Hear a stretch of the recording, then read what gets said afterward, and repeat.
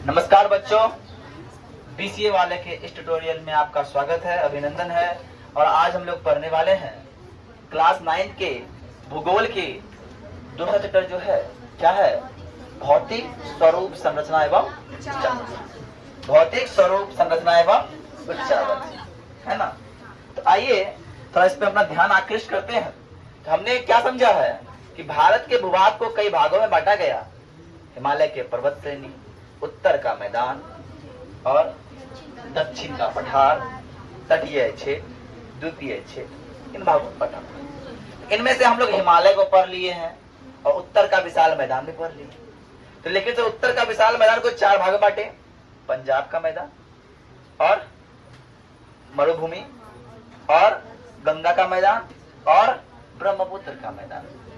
लेकिन उसी उत्तर के विशाल मैदान को हम फिर भाग में बांटते हैं, किसके आधार पर? भौतिक आकृति और विभिन्नता के आधार पर। बात समझ में आ रही है?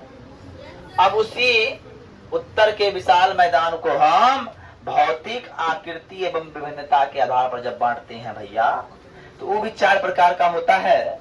उसको बोलते हैं भावर, तराई, बांगर और खादर वाला भाग। भावर, तराई, बांगर और खादर वाला भाग। तो सर भावर क्या होता है, तराई क्या होता है, एक खादर क्या होता है, बांगर क्या होता है? तो पढ़ ले।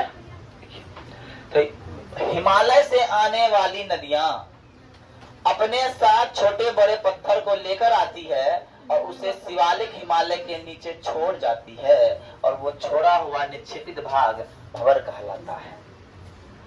जैसे हिमालय के शिवालिक भाग से नीचे गिरती है, तो जहां गिरेगी तो वहां से पानी भी गिरेगा, लेकिन उस जगह क्या करता है, अपना जो निक्षेपित भाग होता है उसको छोड़ देता है, और छोड़ते छोड़ते होते एक बड़ा क्षेत्र बना लेता है। उस भाग को हम लोग बोलते हैं भंवर भाग। बात के लिए अब आते हैं, दूसरा आता है तराई भाग। तराई में क्या होता है?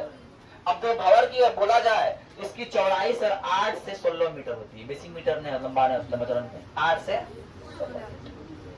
और यह छोटी छोटी नदियां विलुप्त हो जाती है। यहाँ की छोटा नदी से होता है ना, वो खत्म हो जाता है, इसके बाद नदी का अस्तित्व खत्म हो जाता है सर। लेकिन तराई वाला भाग क्या होता है सर?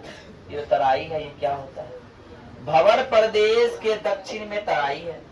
जैसे भंवर प्रदेश यहाँ से हिमालय वाला भाग आया, इसके दक्षिण से और आया, यह क्या हो गया, तराई वाला भाग हो गया।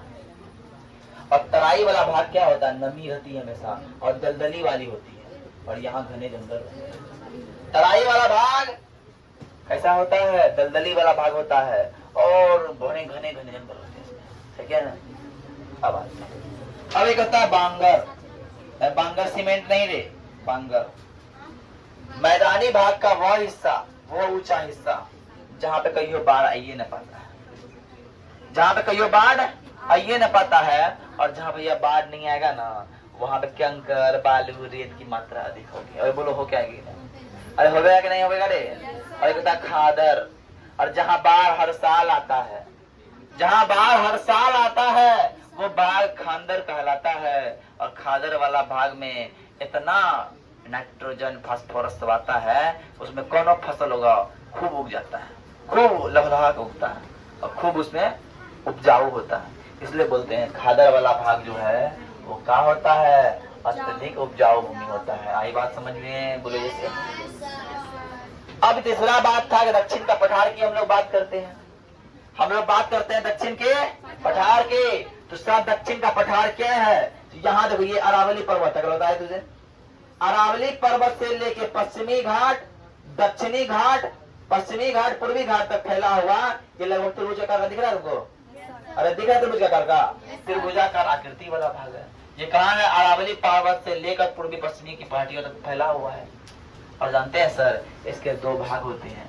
एक भाग को बोलते हैं मध्य उच्च भूमि, एक भाग को बोलते हैं मध्य उच्च भूमि, और एक को बोलते हैं दक्कन का पठार, एक को बोलते हैं दक्कन का पठार। देखिए कल इस भाग को हम पढ़ेंगे, मध्य उच्च भूमि और दक्कन का पठार को हम लोग कल पढ़ेंगे। तो आज के लिए हम सेशन को यहीं खत्म करते हैं, कल फिर आना है। और जय हिंद, जय हिंद। चलिए, तो आप लोग अब जो लड़की है वो एक तरफ से निकलिएगा, ठीक है? पहले हमको वहां जाने दीजिए।